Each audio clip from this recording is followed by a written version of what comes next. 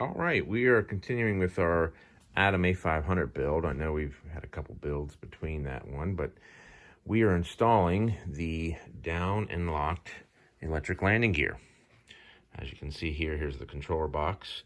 It's a wonderful, wonderful box. I'm doing some reading on it, and not only does it control the gear, but it will control the door, and it's fully programmable, so you can actually delay the gear door closing. So obviously it clears the gear once it's retracted or extended. But anyway, it's fantastic. It uses either a 2 to 3 cell lithium to drive the gear, as you can see here, and I've got another one over here I'll show you in a second. But what's so interesting about this is that you can actually set it up. You might be able to see it right there. Let me see if I can point it out.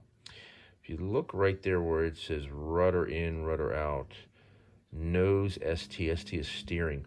What's so great about it is you can actually program the box so that way when the gear retracts, the nose wheel will not steer. Therefore, the pull wire on the steering won't get mixed up with anything, won't get caught up in anything. So when the gear retracts, it will only start to steer once it's fully extended. Anyway, let me show you what we have here. So this is the old pneumatic line, and you can see this is the wire that's going to be going to the gear itself. We're using some duct tape, and we're taking it to the actual pneumatic line. I'm going to wind up pulling it through.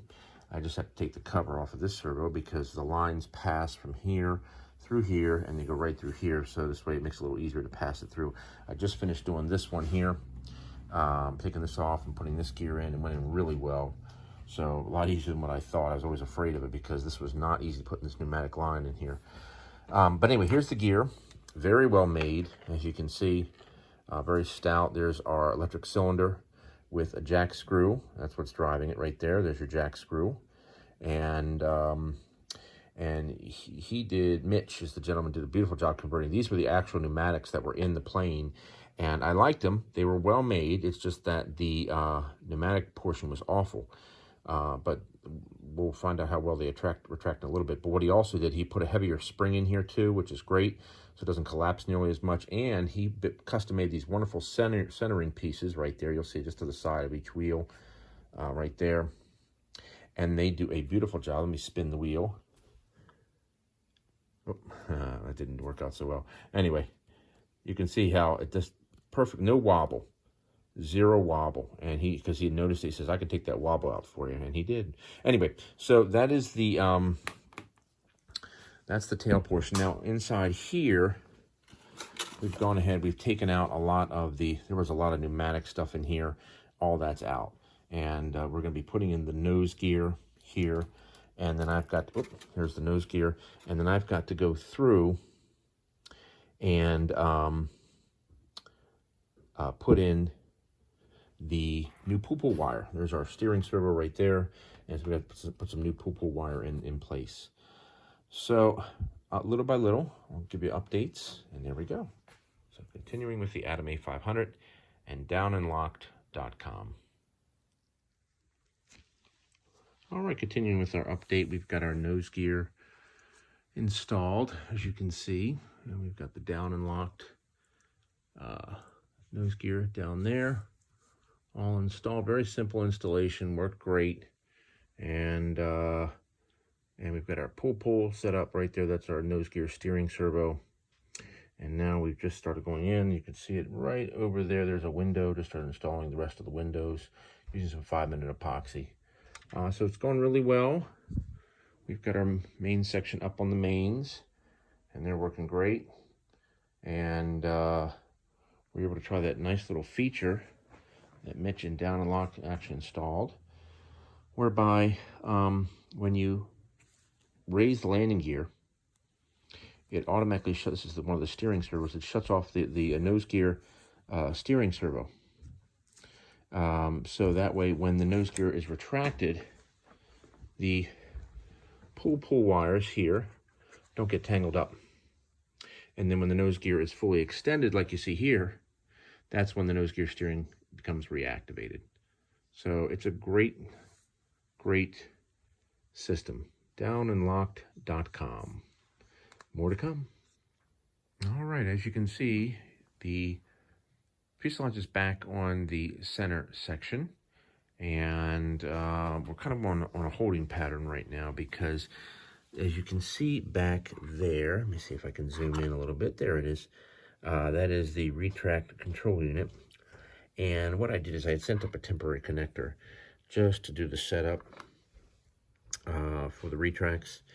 And I need a heavy-duty switch because rather than having this connect directly to the battery with nothing in between, I want to make sure there's a switch between the unit and the battery. And we've got our batteries here, as you can see. The Formeco, that'll power the retract unit. And then we have our Spectrum battery here, 2 of them, that'll power the receiver right there. So more than enough power to get this in the air and keep it in the air. One of the wonderful things I love about lithium is you can really pack a lot of milliamps in there, so you never have to worry about the battery running out of juice when you're flying. So we're on hold. We're gonna order up some heavy-duty switches, get that installed. We'll get the rest of the windows in place. See, we've got one here. Did a beautiful job going in. Little 5-minute epoxy worked great. So once we get the switches in, we can keep moving forward. So more to come.